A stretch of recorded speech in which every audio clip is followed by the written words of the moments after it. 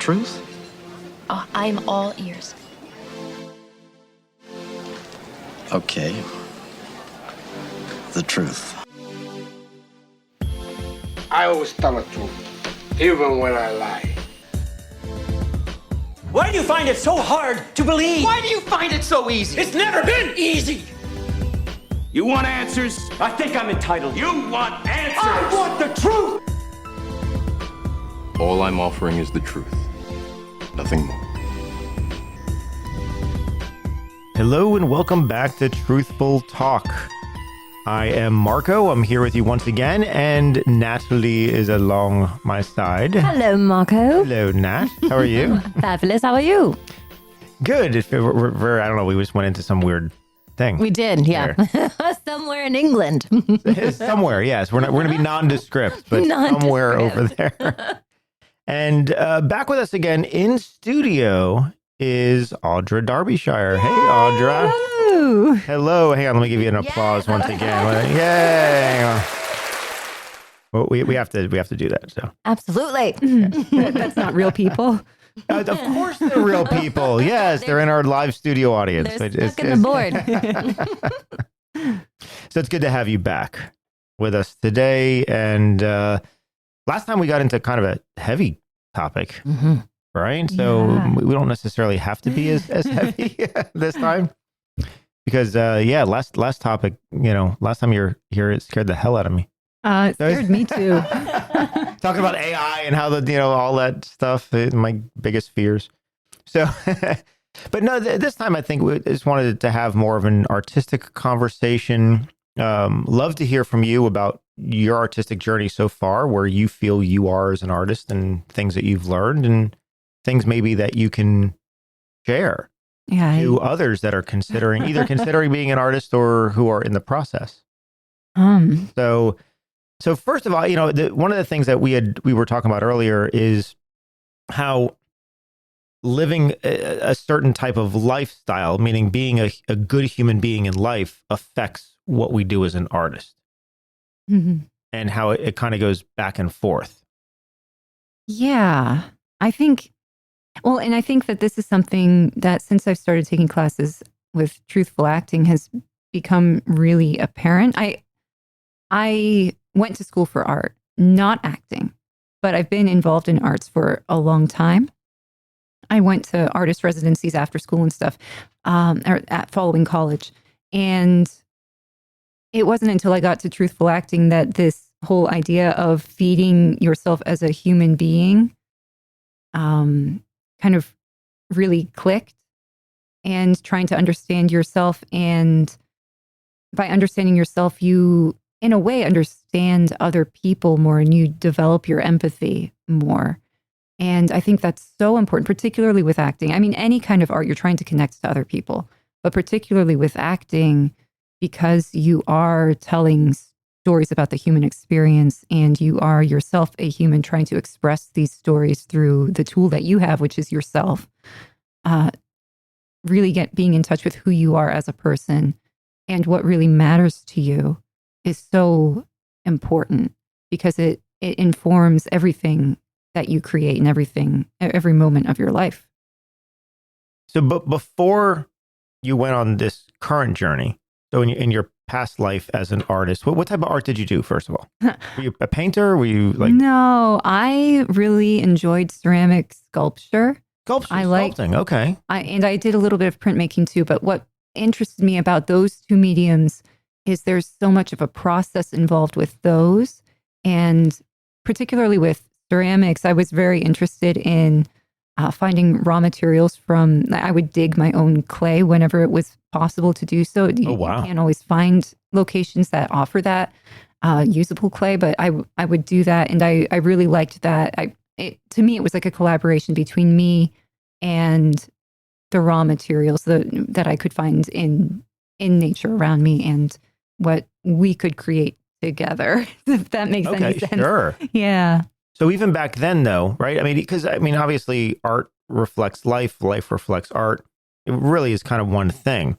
So even back then, was the things you were creating things that you were feeling or things you wanted to say? Where did that inspiration come from? Yeah, I was really a lot of what I was exploring was the idea of growth, which still is kind of very present for me. It's just such a central part of the human experience where we should be always growing.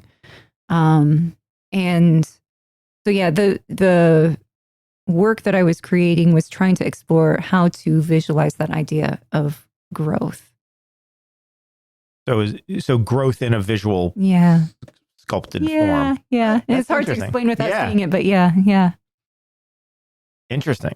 So more symbolic, metaphorical things. Yeah. Just expression. Mm-hmm.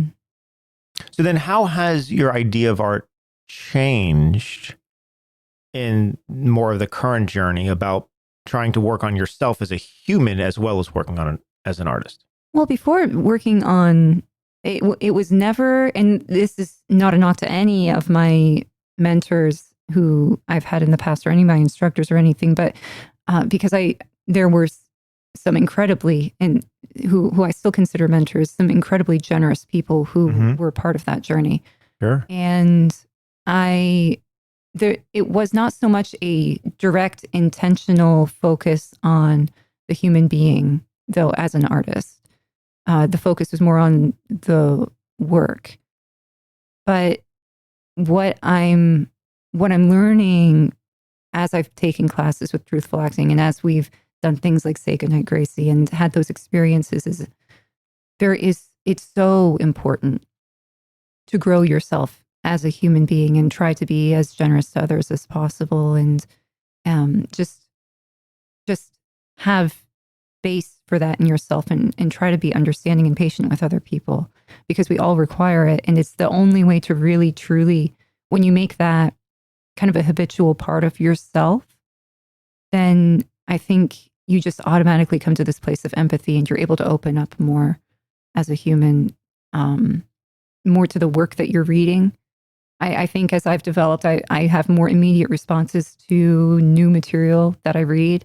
And that's always a really good, that's a good feeling when you're reading something and kind of trying to imagine how you would take it on. It's like, wow, it's really already affecting me. But that wouldn't happen if as a human being, I wasn't already trying to grow that part of myself.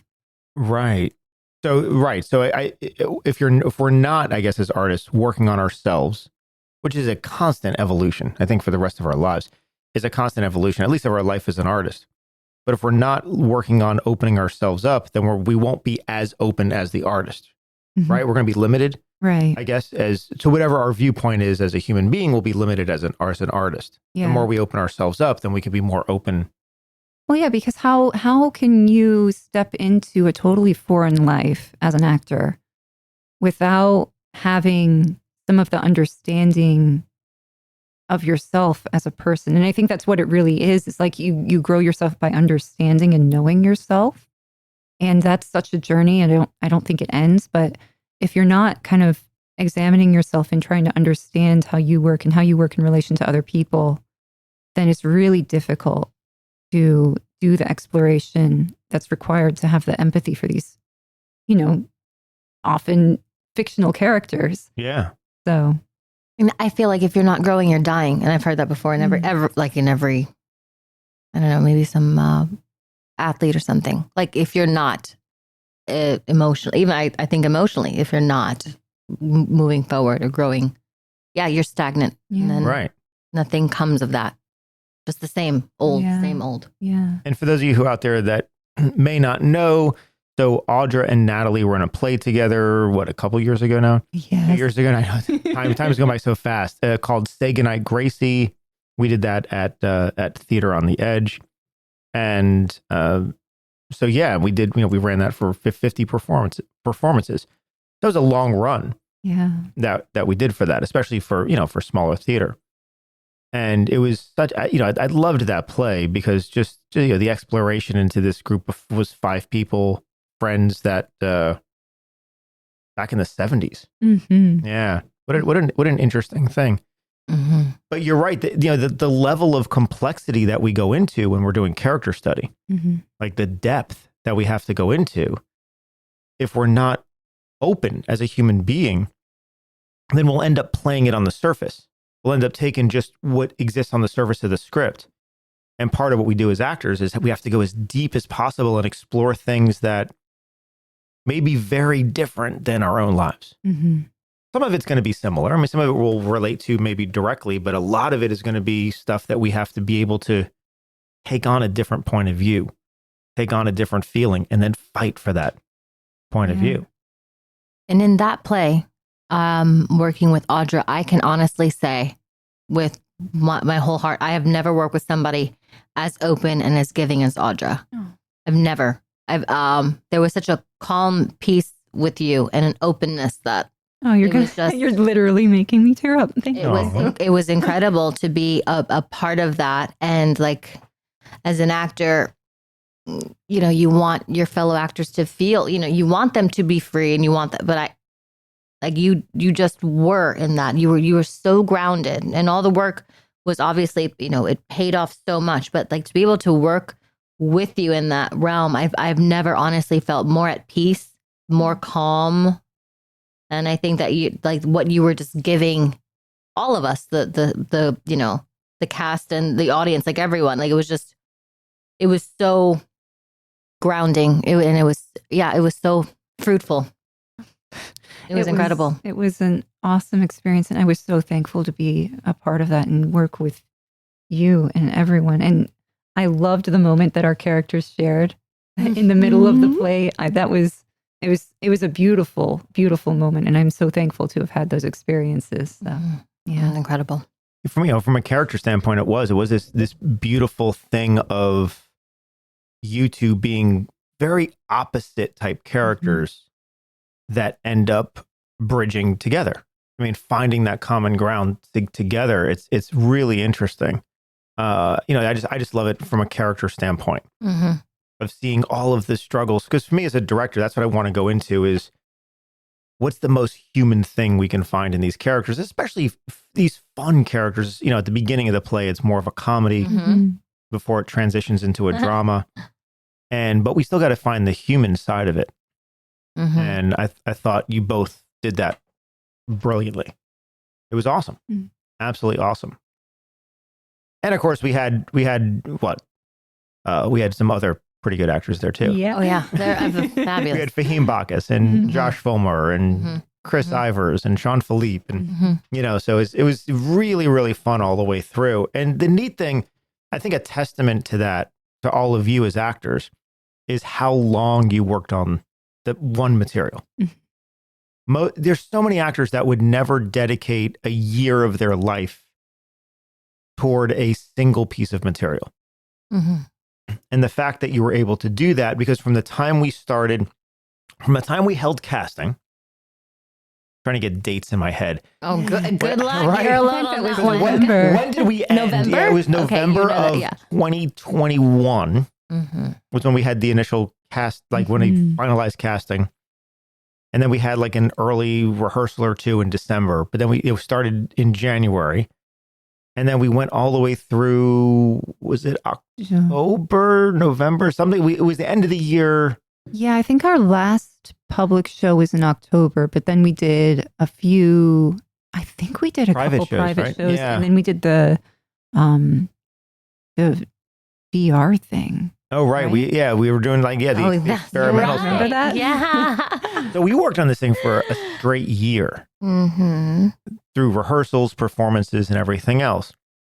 Now, you know, working on something for a year may be more common in Broadway or in professional theater where you're getting paid to do this.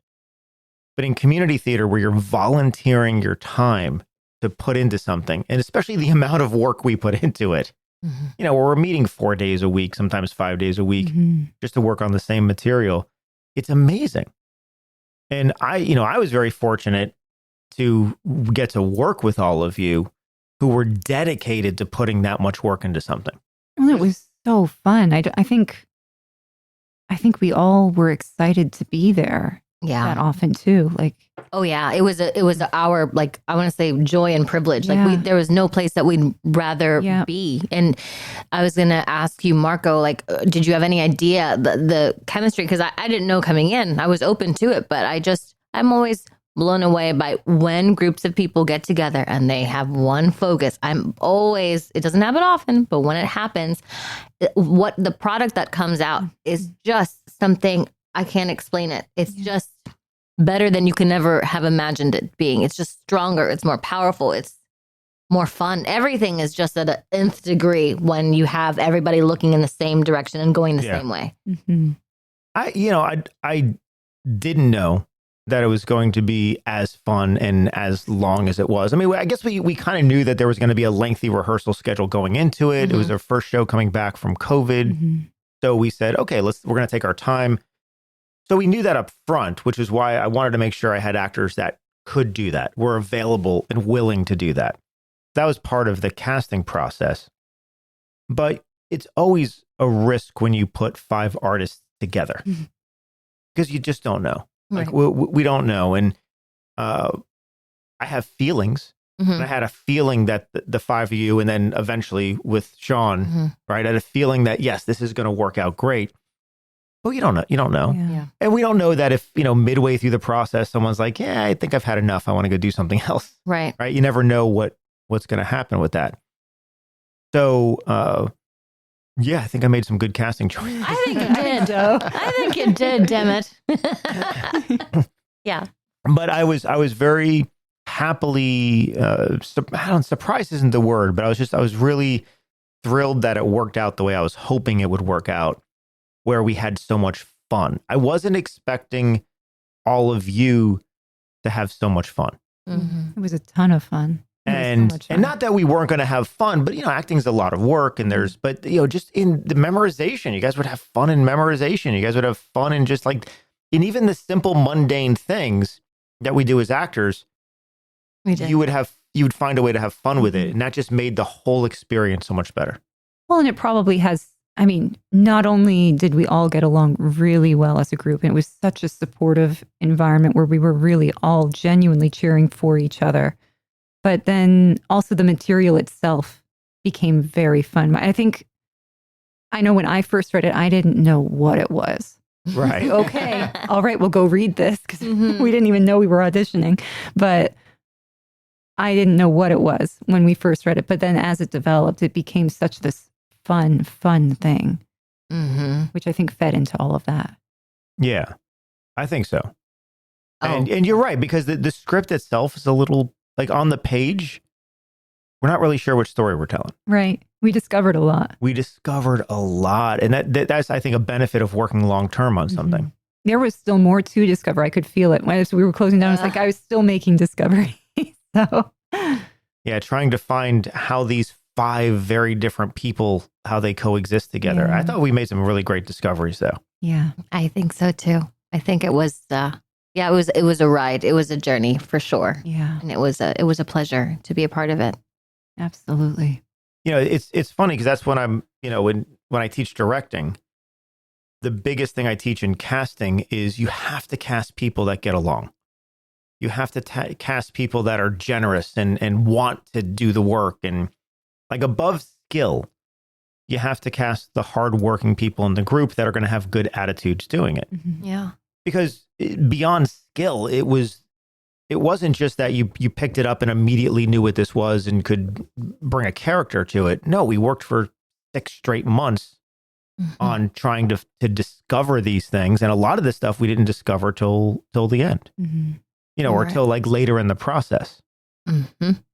But you were all willing to do all the exploratory work and all the just trying things and throwing out things that didn't work and trying on new things again. And not just emotionally or relationally. I'm talking physically. Even your character's journey, you were also very, very physical. I mean, you were open and game for even that, which is amazing because it's like if there was something that he saw and tried, you're like, okay, I'll just give it a go. And I pushed back on some things. I'm trying to think. Not really. I don't think you did. I think deep down you could. I think he knew you could do it. You're like, I don't know. And then, anyways, I just. Well, yeah, I did. I remember doing like a quadruple flip, if you will, into the couch. Just and that's choreographed. I mean, that's something that comes out of the disguise. I mean, and you're like, okay. I mean, and you That did was it. fun. It Yeah. was Yeah, no, amazing. I definitely knew you could do it. It's just it's pushing ourselves out of the comfort zone, Yeah. which is my job as a director. That's I got to push you out of your comfort zone. But at some point, I need you to be able to do that, even if it's as the most uncomfortable thing in the world. It's like, try it. Yeah. Just like the simple reaction to the door knock. It's like, no, it needs to be bigger. It needs to be Yes, bigger. I remember. So cute. Because it's so anti who you are, Right. which is very internal. Yeah. Right? You're very internal, Yeah. very much in control, very much. And then, but Ginny was not. Mhm. Ginny was much more outwardly She was expressive. she was a mix. She tried to hold it all together. She was trying, you know. There's Jenny. My Yeah. mother still to this day thinks that you're from the South. Oh, To this well, day. I mean, what, I was. What do you mean? She's So not I was like, born in Memphis. Well, she So, okay, technically. yeah. I'm not going to give that to her. She thinks that you have an accent, is what like your accent is really Southern. Mm. It's so cute. So is that, you were born in Memphis. Uh-huh. Was that the inspiration for when you came into play with the accent? No, so I only lived in Memphis till I was 4, but one of the artist residencies that I did after college was in Mississippi, Okay. in a little town called Natchez, and they talk funny. Mm. Like, they have the sweetest accent. And I was like, well, I want to play with that. If Jenny's from the South, that's what I want to play with. Oh, okay. Yeah. And that was that spark that Yeah. developed Jenny's Yeah. accent. Yeah. Jenny. See, and that's amazing. It's I don't know why I never saw it. Like reading the script, and this is one of the things that like actors have to do is we call it X-raying the script, where we have to look beneath the surface of what the story is. I never saw, and it's one of my favorite plays that I've had for years. I never thought that Jenny was not from New York. And it wasn't until we had that play mode day that you brought that in, that everything was just like, how did I never see that Mhm. Jenny was not from New York? It's so funny because I was so self-conscious. I was so nervous about accent play day. Mhm. I was dreading it. And I remember going in and I had been playing with a few and they all just kind of merged into one and it was a monster. But yeah, yeah. that day made me so nervous. So it's really funny that a valuable discovery came out of that, I guess is my point there, because I was like, okay, I'll do it and I'll get through it and that'll be that. I think I still have a voice Wow. recording of it because Yeah. I remember wish. Yep. secretly recording it because I had to show Sam. Mm-hmm. And, Evil and I genius came you home are. because I just wanted to make sure someone else heard what I was hearing. Yeah. And I came home and I'm like, Sam, listen to this. And I was like, that's Ginny, isn't it? Like it just, the words made sense. Mhm. Like Yeah, the they things that did. you would say all of a sudden made sense. It gave a lot of flavor to things that before had been really ambiguous, which was really, really nice. Yeah. Yeah. And it all comes out of play. Yeah. And I love that. I love where that comes in. Because then you eventually, had time, you mastered that accent. Yeah. I mean, yeah. I mean, it was you. Like as Nat, you just said, it's like, no, people believe that was your real that accent. Audra is from the South. Like you are from wherever. Yeah. Like you have an accent and you speak that way. My mother's blown away. She's like, "What do you mean? What?" I was like, And that's when you know you mastered something is when That's when the you know. audience believes it's your real voice. Mm-hmm. And you did that, which was so nice. It was a lot of fun. It drove my kids crazy because it got to a point where I wouldn't realize I was talking that way just That's around the house. fascinating. So, So yeah. okay, did you Yeah, that's continue funny. the accent home to keep you in the muscle memory of the accent, or would it slip in now and then because? It was both. So when I was practicing it, I would try to stay in it as long as possible just to make sure that I was really comfortable with it. Yes. And that lasted for a while. But then because we were rehearsing so much and, we were just living in those characters and I was living in that accent and continuing to practice it, it got to a point where I wouldn't intentionally be speaking that way. I'd catch myself speaking that way. And the nice thing about Ginny's accent is it gives a little more sass than I usually speak with. Right. Oh, the So kids didn't that like it. would Your come kids out. didn't like it at all. Yeah, when I needed a little attitude, that would come out. So, That's Yeah. adorable. yeah. It's fascinating because I've heard before. Someone approached me and asked me about voice and about accent work. And I really haven't done much of it, if you will. Like you had a nice long stretch with that, and so did Fahim Bacchus. Well, Right. nice, in a different accent. But someone asked me about, it was, I think, Austin Butler, and he was playing, I guess, obviously Elvis, not too long ago in one of these movies, Elvis. Yeah. Anyways, someone said that they were listening to a podcast or reading, and it said that he got stuck in his accent. And someone asked me, is that possible? And I said, I think it is. If you have a muscle memory that you're in there and you're sliding back and forth, you have to be aware of what you're doing. What do you think? I see you're shaking your head. No, Marco. No. Okay. No, you have to consider the source. Uh-huh.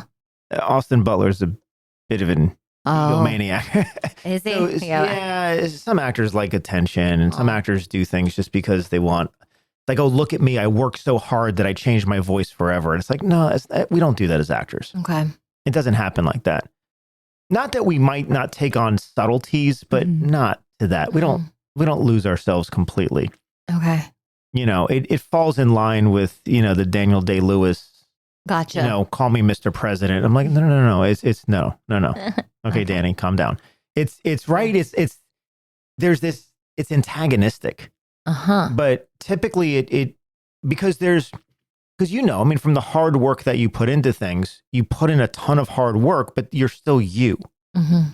And to me, it's important to have the separation of the artist and the art, meaning there's your character that you're playing, but you can't become the character and live it 24/7. That's not realistic, because you don't want to lose who you are, because otherwise we lose the art. Mm-hmm. The art is stepping in and out of this thing, not becoming it completely. That's just changing who you are. So there's like a difference. And even with voice, we don't forget. Like when I did the Chicago accent for American Buffalo, it wasn't like I forgot how to speak my normal voice. Right. No, I have a naturally in and out. Northeastern voice, right? And it wasn't that just. And I worked on that constantly, and I would speak days in it and drive my kids crazy speaking in that voice, just learning the accent. But you don't. Mm-hmm. And to me, in a play, you're using that voice far more than you will in a movie. Okay. When you do accent work, you learn it and you have to study it and you have to do that. But films are far more, not to take away from it, but they're more simplistic than plays. In theater, we have to authentically be ourselves for the entire play and then also for the entire run. Yeah. Because the audience out there is watching you live. You can't slip in and out of it. Where in film, we do have multiple takes. It can be edited together. It can be, we have much more flexibility. So I remember that interview, and it's like, oh yeah, no, I forgot how to speak myself. I'm like, oh my God, this is just so self-indulgent right now. It doesn't happen like that. Gotcha. So, and I guess it's not that it couldn't happen, but it's, Right. don't Maybe know. if he was doing a play for whatever amount of time, maybe. Even when you do, you don't forget how to speak yourself. Unless you refuse never to speak another way. Right. And you do that for years, well, then possibly you can do that. Mm-hmm. Right. But how long has Bono been singing in like more of an American style and he still has an Irish accent? Mm-hmm. It's not, we don't lose that. Yeah. So for as much as all of the British and Australian actors that do American film over and over and over, for House MD, right, Hugh Laurie, who did that on a TV show for a long run, he still has his natural accent. We don't forget that stuff. It's, to me, those are the things that, now, whether that was Austin Butler that did that himself, or that was his publicist that says, oh, this is going to get a lot of press. Let's talk about how great of an actor you are because you lost yourself in the accent and you think you're actually Elvis. It's like, no, it doesn't work like that. Interesting. But it makes great clickbait. Mm-hmm. It makes great stories that people who don't understand acting will absolutely fall into. Just like, the Joker killed Heath Ledger. It's like, that's a great story. It's not true. One had nothing to do with the other, but what a great story. Right. That's crazy. So I think there's influences. But I don't think I ever once in like when I would drop out of the character, I'd go back to my normal voice. I didn't keep the R's, I didn't, Right. Thank goodness. Right. Thank goodness. You're not allowed to The keep those Chicago R's. R, no, we don't keep that. Same thing, right? When you were, I could talk to you as Audra and you weren't talking back as Jenny. Right. And you worked on that Yeah, I worked on it a lot. for an exhausting amount of time. A lot. So that's why, we hear things and, and Daniel Day-Lewis, listen, Daniel Day-Lewis is an Academy Award winning actor for everything he does. There's a reason you put up with his antics, right? Great directors are like, yes, I want to work with him because I want to win an Academy.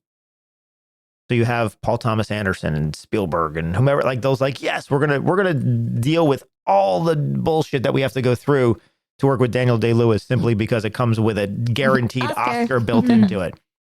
But most other actors and people don't really like working with him because he's so ego-driven. It's so self-indulgent. And to me, let's even say if, as an actor, you completely transform yourself into a character in real life, well, to me, you cease to act. You're no longer acting. Now it becomes like some weird documentary or something. Right? Because if you're changing yourself to be the actual character, then where is the art form? Where's the skill? Yeah. If you're just being you. So I was listening to the you got me off on a rant, Nat. No, I love it. No, good. I'm good. And he's off. That drives me so crazy. It's like, oh my God. Because it grinds my gears. Yes, right, exactly. That's what I feel I just did. I was gonna say about Succession, the actors involved in it. There's oh God, what's his name? You can bleep this. Fuck off. Whoever does that. What's his name? Brian Cox. See? Brian Cox. Yeah. Brian Cox. He was talking about and kind of making fun of his co-star, who I love, Jeremy Strong. And he's just basically saying that this guy is not snapping out of it. And I'm like, I need you to snap out of it. Meaning is he's not dipping in and out of the character, if you will. Like he wants to stay in that pocket, or that's his training. That's what he chooses to do. But it's really cute because Brian Cox is being interviewed. And he's just like, it's just act, he sees it as similar to what you see it as, but it's a cute way, but he gets so frustrated. He was so frustrated at Jeremy Strong. Like, I got to deal with him in a loving way. But he's like, he believes that acting, you come in and come out of it. You should be able to do that instead of staying the whole however many years that they were doing that, or when they're filming, constantly being in that zone. Kind of interesting. It's more fun if we can step in and out of it. Right. Maybe that, That's the thing. It's less fun collaboratively. It's less fun as a director if I'm working with actors I can't snap out of it, because then I can't talk to you. Right. That's all the stories of Daniel Day-Lewis, who will go into a character and will not, like, even to the director and anyone around, like, you have to call him by the character name. You have to treat him. And it's like, well, how can I collaborate with you? Yeah. If you're not allowing the artist to be present. Sure. And so that's where I say it's self-indulgent, because it's not necessary. There's moments when I'm on, and a lot of moments, let's say filming especially, because it's a cut and go kind of thing, I choose not to slip out of, let's say, a essence. I have to feel like I have to stay in an essence. I can have a conversation with somebody that I've learned about myself, that when I'm listening, like I have to listen in a different way. I can't put all my focus on the director if I just did something and then we're going back and this is what I want you to do. Right. Like, I can't quite go in and out that way yet. I don't know if I ever will, but there's like I don't know. It's like I use a different part of my ear. I understand that. It's like, and I think it's similar to what I've heard described as like the witness. That part of your mind. Yeah. That I can, I don't know, so I can just be in this whatever pocket that I just built, this place, this zone. And I'm not there obviously all day, but for sure, especially if it's an intense scene or something that's challenging, if you will, I try to stay in a very focused place.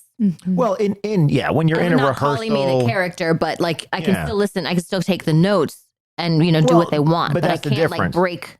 Right. If you're in a rehearsal or you're doing take after take after take, you stay in it. Obviously, we don't step out and step in for every take. But then we go to lunch for an hour, Mhm. you don't want to stay in it, No. right? Or you No. go home at night, Mm-hmm. right? You're not bringing all that home to Zorn Right. because right. Well, because then it interferes with your own life and, Yeah. like where are you then? Sure. And so that's to me where it goes too far. Yeah. Is where it's like we can't ever be ourselves. It's like, no, there needs to be the artist that then it employs the art versus like we just go into it and stay in it and never drop out of it. And Yeah.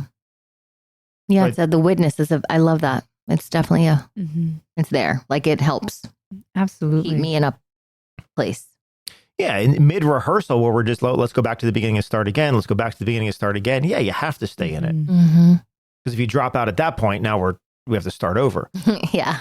Why? But yeah, it's more of not when we're in rehearsal or not when we're in shooting. It's more meaning between that. Yeah. Like we're filming today, but tomorrow we're going to rehearse for what we're going to film the next day. And it's like, no, in rehearsal, I need to talk to the actor. Mhm. Yeah. You know what I mean? Or I need to, we're going to collaborate and talk through it and walk through the scene. And Yeah. it's like, I need that time Mm-hmm.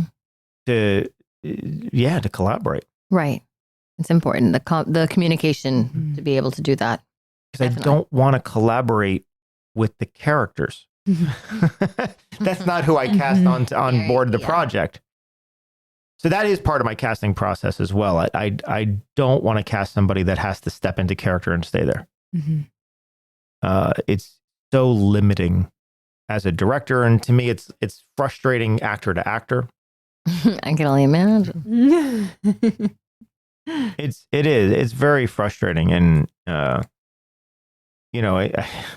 in the day, I worked with somebody that, and Rob did too, worked with somebody that at the beginning of the day, like if we're doing like difficult material, would go spend like 30 minutes, an hour somewhere, and to go into his dark place, whatever that meant.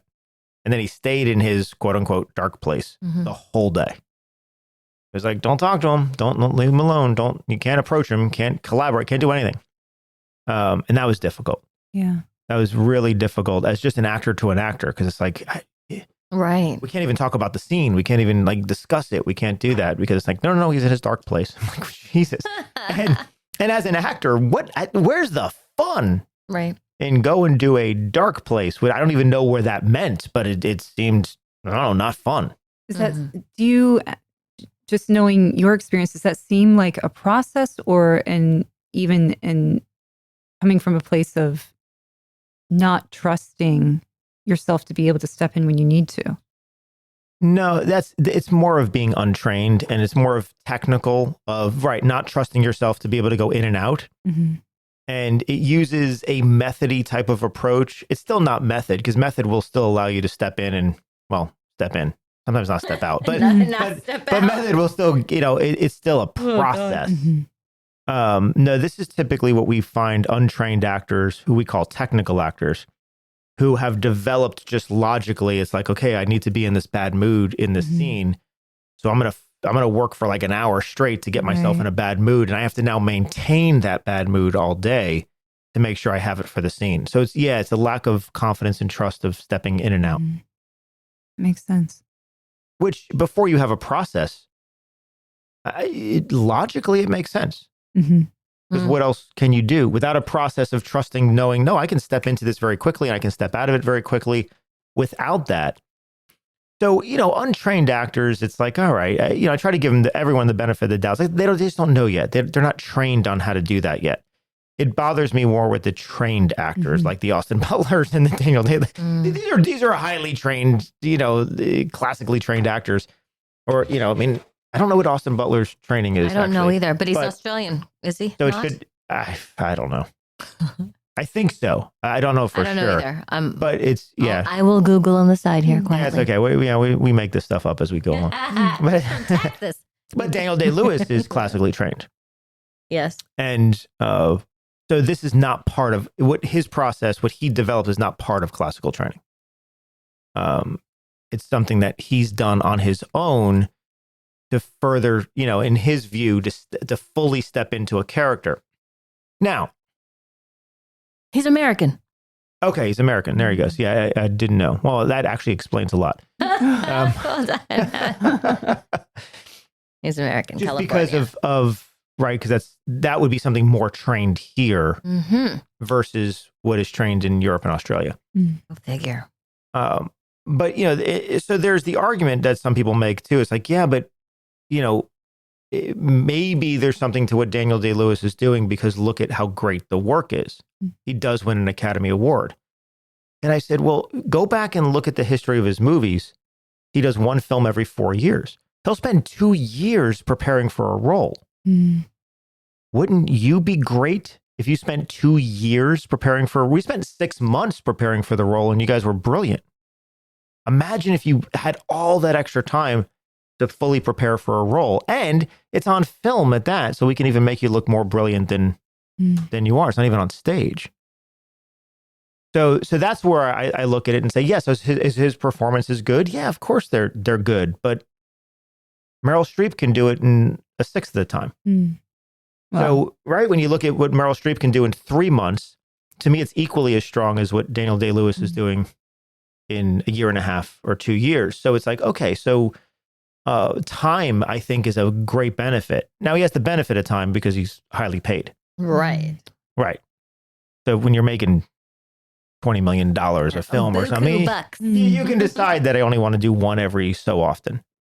But it doesn't require that. Gotcha. To me, I really appreciate the actors that can do it in a shorter time period, but still fully step in. I mean, Meryl Streep's a great example. Been nominated more than any other human. Right? I'm going to go with yes. Fact check me on that, but I'm pretty sure it's up to 13, right? No. I think it might be 21 at this point. Ooh, I'm going to Google right now. You can Google with me. Google that right now. I'm going to Google right On now. a short break. How interesting. Let's see. How many nominations does Meryl Streep have? Oh my God, this is too many to even look at. Stop. What? What do you mean? 21 times. Ooh, you're ding, ding, ding, ding. See, look at that. 21 times. Where is that sound on your soundboard? Yeah, I want to say, do I have? I don't know if I have. You have that one. I do have that one. Yeah. That'll work. Clap for himself. Hey. Yeah. That works. That's good. 21. So that's pretty. Yeah, she holds the most Academy Award nominations of any actor, having been nominated 21 times, 17 for Best Actress, and 4 for Best Supporting. Wow. So it's, to me, that's the model. Is someone that can, no, she still takes time. You still take 3-4 months, maybe even 6 months, depending on the role. You take some time to step into it, but you don't need this exhausting amount of time. She's not saying, call me whatever, like the character name. Right. She's able to step in and out, a great collaborator. Yeah. People love working with her, and that's what you want. Did she ever direct anything? Now that you've Google up. Oh, I don't know. I'm going to go with no, but I've been wrong before, and I'm okay with being wrong. I don't think so. I don't think so either. But right? Yeah. Staying in her lane, if you will. Good for her. I thought she would have. Yeah. Interesting. Yeah. So, it's to me, there's a lot of factors that come together to make a performance. Time is definitely one. It's much more difficult to do if you don't have the time to do it. Yeah. You look at soap opera actors. They have a day, not even. You get the script the morning you're filming. So to me, you can look at it and say, well, that's not really strong acting. It's like, well, try to do that. Try to pick up a script and then an hour later you're shooting it. And you have 1 to 2 takes top. Like an intense class or something. It's like an intense, and you during that every single day. Every single day you're shooting a whole episode. That's some serious training right there. And so while the performance might not be as strong, it's simply because they don't have time to work. They barely have time to memorize the it's material. Good enough for the storytelling and the audio, whatever the director wants from all that soap opera level acting, if you will. It's like a stylistic quality that they're okay with. Right. They just, they're doing good enough that people are in love with the characters. And it's been around for a very long time. What's your opinion on all this? Soap opera acting? Any of it. Well, I do think there's a style that is embraced And, it's just like any other genre. There's a certain style of acting for all the different genres. And with soap operas, they embrace that because it's just a part of it. So, Dun, dun, yeah, dun. but I think time is awesome as far as developing characters, because just with our experience with Say Goodnight Gracie, there were so many discoveries that we made, and there were more discoveries to be made had we continued. So yeah, the more time you have, the more you can dive in, but being able to do it within a shorter time frame is hugely valuable. And it's totally possible to develop something really deep within just a few months. You just have to have the work ethic for it. Right. Yeah. Work on it every day. Yeah. Really, get into it. Because, going back to what Daniel Day-Lewis does, sure, voice is very important. He changes his voice every time. Physicality is very important. All of those things that he brings, that the emotion is really important. He brings a lot. But so does Gary Oldman in a fraction of the time. Mm-hmm. So that's to me when I look at it. And it's not to try to take away anything from Daniel Day-Lewis. He's a brilliant actor. I just think some of the self-indulgencies that he takes pulls away from the collaboration of it. Where someone like Gary Oldman is able to do it quicker, not because he's any better, but because he's letting go of that. I don't know if it's a lack of self-confidence. I honestly don't know what that is, but there's something that is like this need of saying, look at me, that the self-indulgence brings. Which is weird. How does Gary Oldman step in and out so quickly? Yeah. But it's the confidence in the training. He comes across as an extremely confident person. Grounded person. That's how it comes across to me. Yeah. Competent, grounded, and seems like he's fun to be around, I guess. Right. Yeah. And to me, I think being fun to be around is so important in the process. I know as a director and as an actor, I want to work with people that I'm just having a great time with.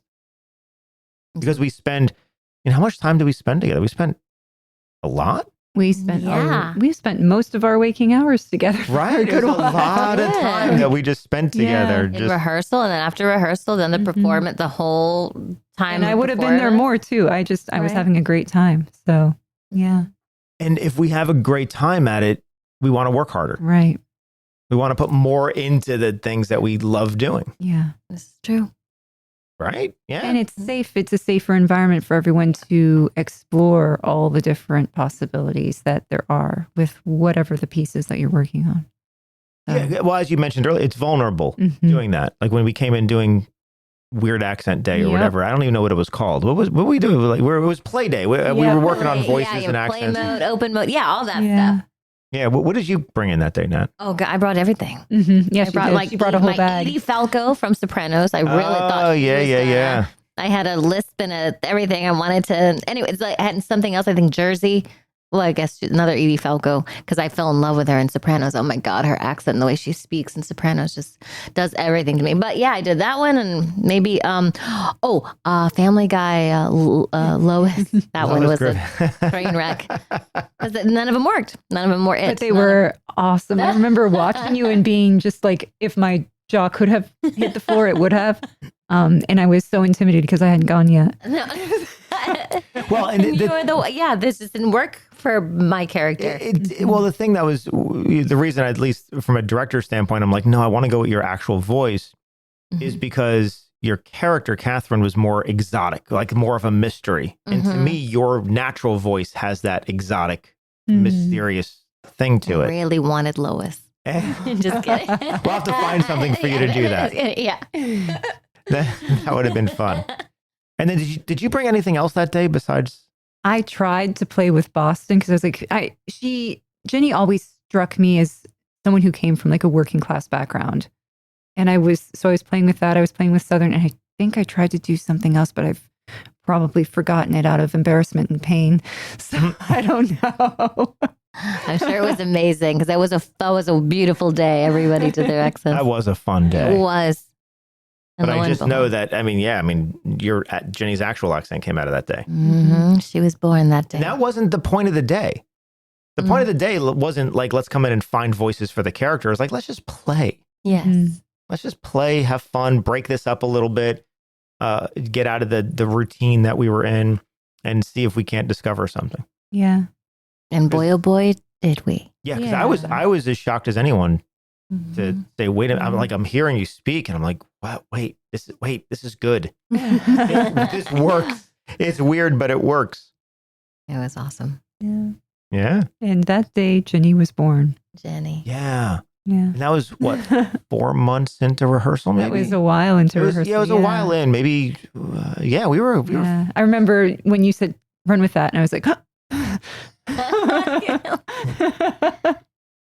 And you flew with it. Oh, big time. Oh, man. And incredible. what a great character that was.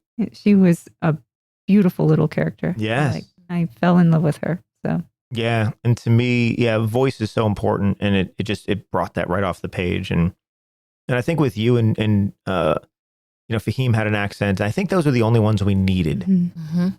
We needed just the flavor of Jersey for Fahim, the flavor of the out-of-towner from you. Mm-hmm. I just think that's all. And then you had the exotic, Yeah. right? But Steve's voice, Jerry's voice could be very neutral and their own, basically. Mm-hmm. And I think it added to the whole blend of everything. Mm-hmm. Yeah, it was a good blend. It was a good blend. It's about playing and discovering, and for me, it's just not coming in so closed off, saying this is what it has to be. Yeah.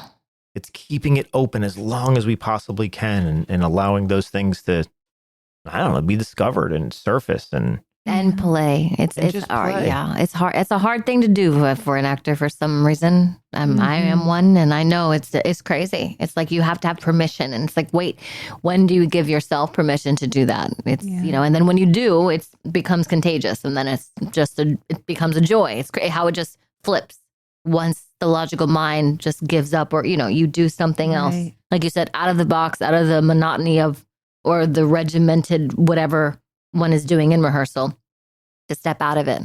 And because even in play, a lot of times when we start playing, we're trying to go in a direction that in some way seems to make sense, which is logic trying to control the play. But you can discover so much, and that I'm still learning that, because I've been the things that we've been rehearsing. Yes, I've been playing with and learning that you can there's value in playing with something that is absolutely the opposite direction of what you think would ever work. Yeah. Because even if you don't adopt it, and you probably won't adopt it fully, but there are small discoveries to be made. If there's a little, because accents influence the way that certain phrases are said, there's something that you can maybe pull from that and discover, and maybe this actually means that. Different types of discoveries. And I love that opposites when you say that, because even in cold reads or auditions or callbacks, I've heard too before, it's like, try something opposite of even what, like, just give it a go. But what happens is it informs you somehow. It's complete opposite. It's kind of interesting. Like, no matter what, it informs you that, oh yeah, this doesn't work. But it starts informing you somehow. It starts funneling in or whittling a more focused something else that becomes the character. Yeah. But if you didn't play, you can't imagine it being, useless. So you're like, I tried it on, it wasn't the fit. And you can discover moments of comedy that you didn't know were there. So it's gold to me. Yeah. We have to play with voice, we play with physicality, with the animal work, we do the physicality. Animal work is completely just exploration. Yeah. Right? I mean, there's nothing tangible necessarily, yet we can discover things through it. Yeah. Movements, there's subtleties. Yes. Just behavior. I mean, it's weird how much we can really discover with things like that. But ultimately, it's just play. It's just let's move differently and behave differently than we ever would, and it allows us to do that. So beautiful. It has informed me that I do want to get one of those like studio lofts where it's like, it looks like a little box warehouse. Like, I just want to live in one of those so I can just play all day, because I can't keep jumping on my couch and playing. I can't jump on my table anyway. Like, I think I need a little warehouse studio for me. So Audra, what advice would you give to someone just starting out right now, or someone that's beginning an acting process? Well, I guess if you're starting someplace like Truthful Acting, where when you start, it doesn't seem to make a lot of sense all the time, the exercises that you're doing, I would say just trust, because I think that can take you really, really far. And I think in my just overall in life, I'm learning the value of trust. You just have to sometimes put faith in something and see it through. So Nice. Very nice. Well, thank you so much for being here again today. Really appreciate having you here. It's been great talking to you. Absolutely. What a Right. blessing. Ooh, this has been an awesome treat. And to all of our listeners out there, thank you so much for once again tuning in. It's great having you with us. And until next time, make sure, please treat yourself with kindness and reward yourself for the risks that you take. All right. Bye, everyone. If you'd like to learn more about our studio and what we do, you can find us online at truthfulacting.com. And check out truthfulactingonline.com for our Learn at Home at Your Own Pace courses. So what I told you was true, from a certain point of view. You must unlearn what you have learned. I know what you're trying to do. I'm trying to free your mind, but I can only show you the door. You're the one that has to walk through it.